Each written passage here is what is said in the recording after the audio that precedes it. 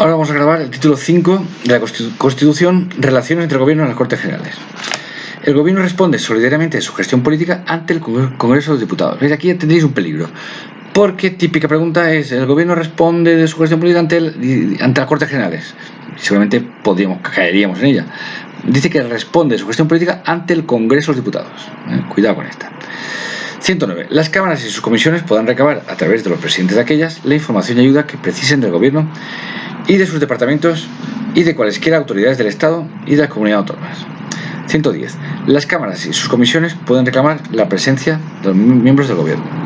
2. Los miembros del Gobierno tienen acceso a las sesiones de las cámaras y a sus comisiones y la facultad de hacerse oír en ellas.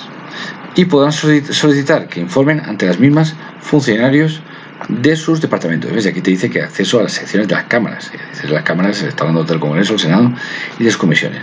Y podrían ir a hablar y también pueden pedir que informen ante ellas funcionarios de sus departamentos. 111. El Gobierno y cada uno de sus miembros están sometidos a las interpelaciones y preguntas que se le formulen en las cámaras. Para esta clase de debate, los reglamentos establecerán un tiempo mínimo semanal. Toda interpelación podrá dar lugar a una moción en la que la Cámara manifieste su posición. 112. El presidente del Gobierno, previa deliberación del Consejo de Ministros, puede plantear ante el Congreso de los Diputados la cuestión de confianza. ¿Ves? Aquí entramos en material, porque esto también, mira, también lo que os decía, esto sale también en el Estatuto de Autonomía, sale en la Ley de Consejo, esto valor triple.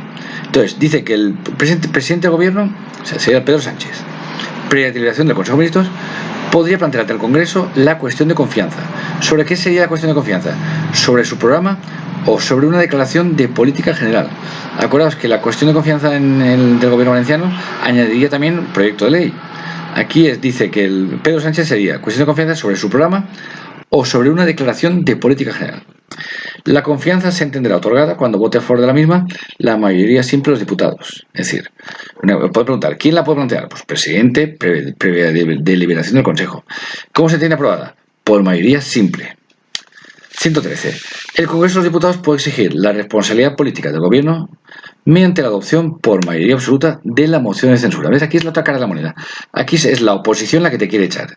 Y entonces aquí dice que el Congreso puede exigir responsabilidad mediante la adopción por mayoría absoluta. Es decir, una moción de censura para ser aprobada necesita mayoría absoluta.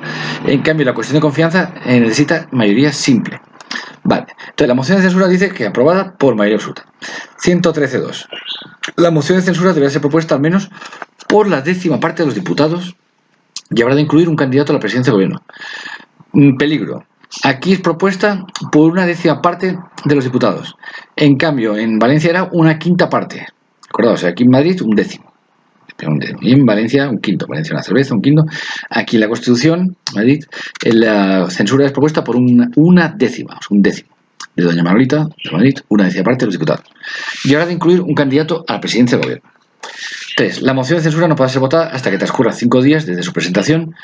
En los 2 primeros días de dicho plazo podrán presentarse mociones alternativas. Esto es prácticamente idéntico a lo que dice el Estatuto de Autonomía y la Ley de Consejo. Si la moción de censura no fuera aprobada por el Congreso, sus signatarios no podrán presentar otra durante el mismo periodo de sesión. 114. Si el Congreso niega su confianza al Gobierno, este presentará su dimisión al Rey, procediéndose a continuación a la designación del presidente del Gobierno, según lo dispuesto en el artículo 99, que era eso de mayoría absoluta, primera votación, luego simple, si en 2 meses nada, pues se disuelve.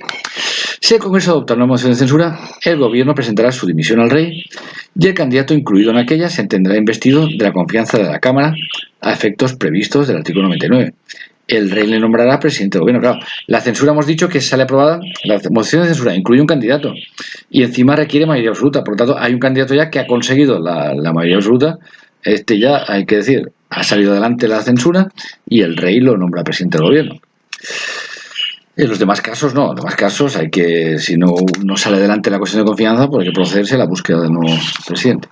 115. El presidente del Gobierno, previa deliberación del Consejo de Ministros y bajo su exclusiva responsabilidad, podrá proponer la disolución del Congreso, del Senado o de las Cortes Generales. Fijaos, Pedro Sánchez puede decidir disolver solamente el Congreso, solamente el Senado o las Cortes Generales, o las 2 cámaras, que será decretada por el Rey. El decreto de disolución fijará la fecha de las elecciones. 2. La propuesta de disolución no podrá presentarse cuando esté en trámite una moción de censura.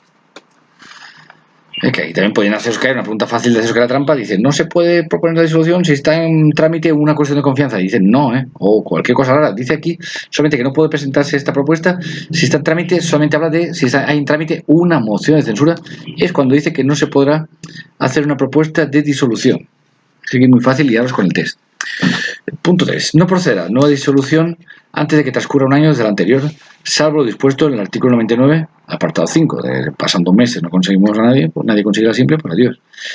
Y fijaos, tan de moda la triste pandemia, pues aquí la encontramos en el artículo 116.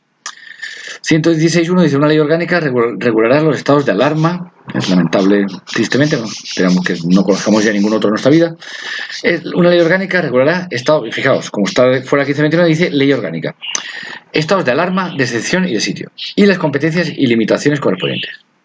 2. El 116.2, el estado de alarma se ha declarado por el Gobierno mediante decreto acordado en Consejo de Ministros por un plazo máximo de 15 días. Pero bueno, nos hemos ido prorrogando y... Pero bueno, pero la Constitución dice que la alarma son 15 días, dando cuenta al Congreso de Diputados, reunido inmediatamente al efecto y sin cuya autorización no podrá ser prorrogado dicho plazo. ¿Ves? El Gobierno puede declararlo, pero en los 15 días se queda. Las prórrogas han venido porque el Congreso ha conseguido los votos suficientes para sacar las prórrogas adelante. Dice, el decreto determina el ámbito territorial a que se extienden los efectos de la declaración. 3. El estado de excepción, que también confirmo no conocer nunca ninguno. El estado de excepción se ha declarado por el Gobierno mediante decreto Consejo de Ministros previa autorización del Congreso de los Diputados. La diferencia entre alarma es que el comenzar la alarma, el Gobierno tenía autoridad, luego para prorrogarla más allá de 15 días, pues ya necesitaba de los demás. Pero aquí excepción dice que es el Gobierno, pero tiene que autorizarle el Congreso de los Diputados. Es la diferencia importante que hay.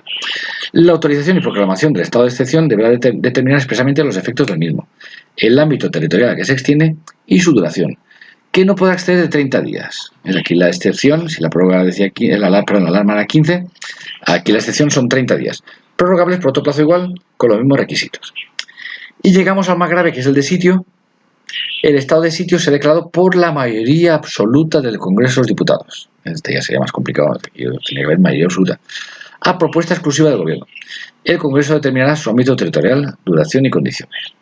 No podrá procederse a la disolución del Congreso mientras estén declarados algunos de los estados comprendidos en el presente artículo, quedando automáticamente convocadas las cámaras si no estuviesen en periodo de sesiones.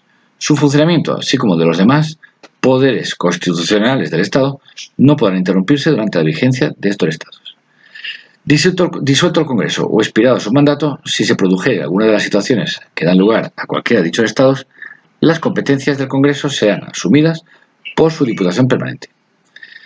La declaración de los estados de alarma, de excepción y de sitio no modificarán el principio de responsabilidad del Gobierno y de sus agentes reconocidos en la Constitución y en las leyes.